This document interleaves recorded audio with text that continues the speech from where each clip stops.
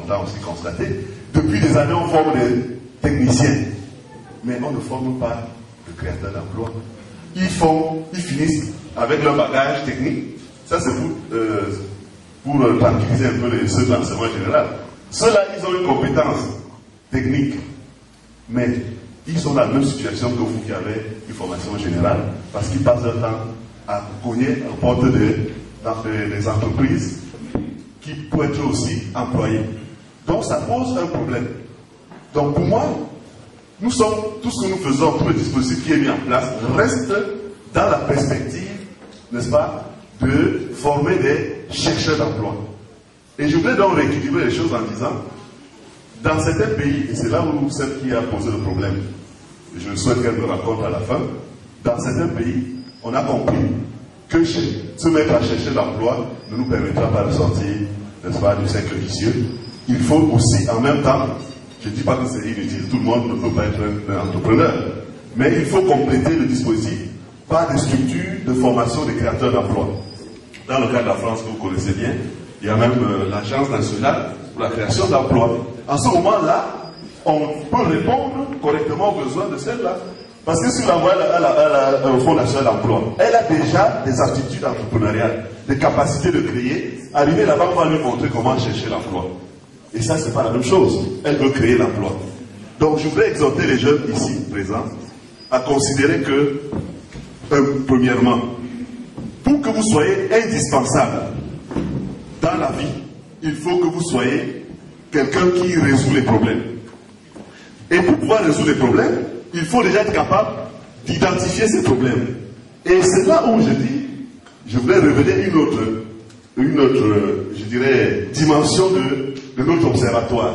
L'observatoire chrétien de la cité, ce n'est pas seulement un observatoire qui va voir les problèmes qui existent dans la société. Mais je voudrais que, en tant que jeune, peut-être qui appartenait à l'observatoire chrétien de la cité, que vous vous définissiez comme des observateurs des problèmes de la société. Et ayant observé, que vous développez cette capacité d'observer ces problèmes, et que, n'est-ce pas, en face, vous développiez les capacités de résoudre ces problèmes-là. Je vous assure, si c'est très vite dit, mais si vous vous inscrivez dans cette logique, vous allez être extrêmement indispensable. Parce que les problèmes, c'est tout ce qui est, ça existe partout. Et les gens qui cherchent des solutions à ce problème, y compris le gouvernement, qui n'arrive pas à résoudre le problème d'emploi, vous pouvez vous dire aujourd'hui, peut-être c'est ce que je suis déjà en train de faire, je peux m'offrir déjà comme un solutionneur de problème qui aide le gouvernement à avoir, n'est-ce pas, une autre façon d'approcher ce problème-là. En ce moment, vous élaborez bien votre solution et puis vous la vendez.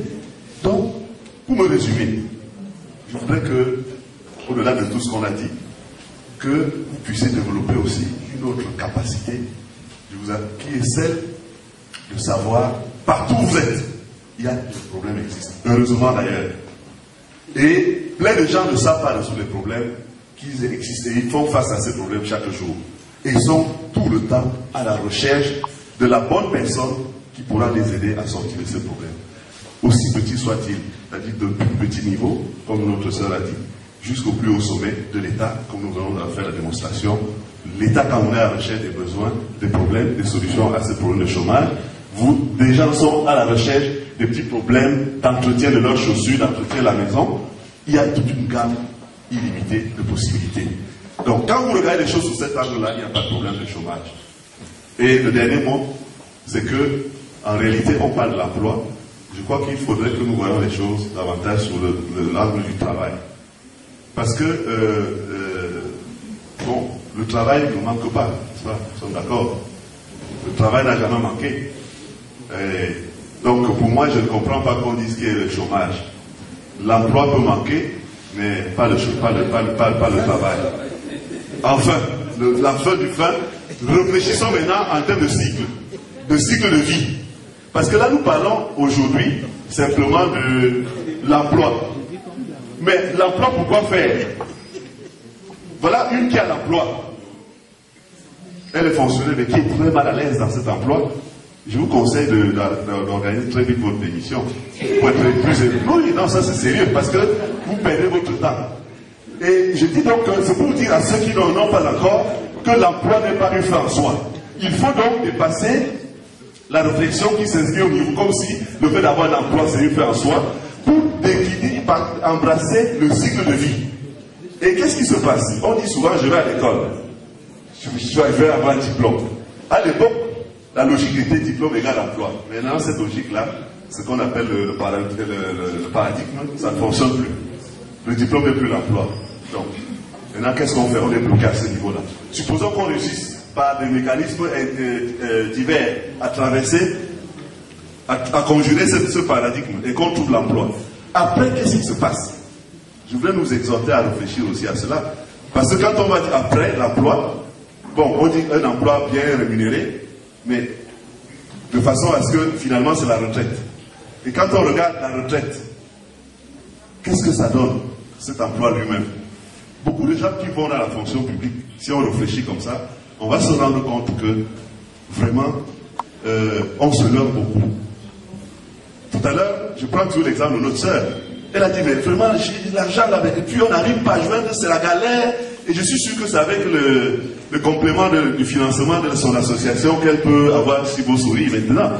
Donc, si on réfléchit de façon globale, on va se rendre compte qu'on peut oser chercher des alternatives en dehors de l'emploi de la fonction publique et être véritablement épanoui, et ceci sur la durée.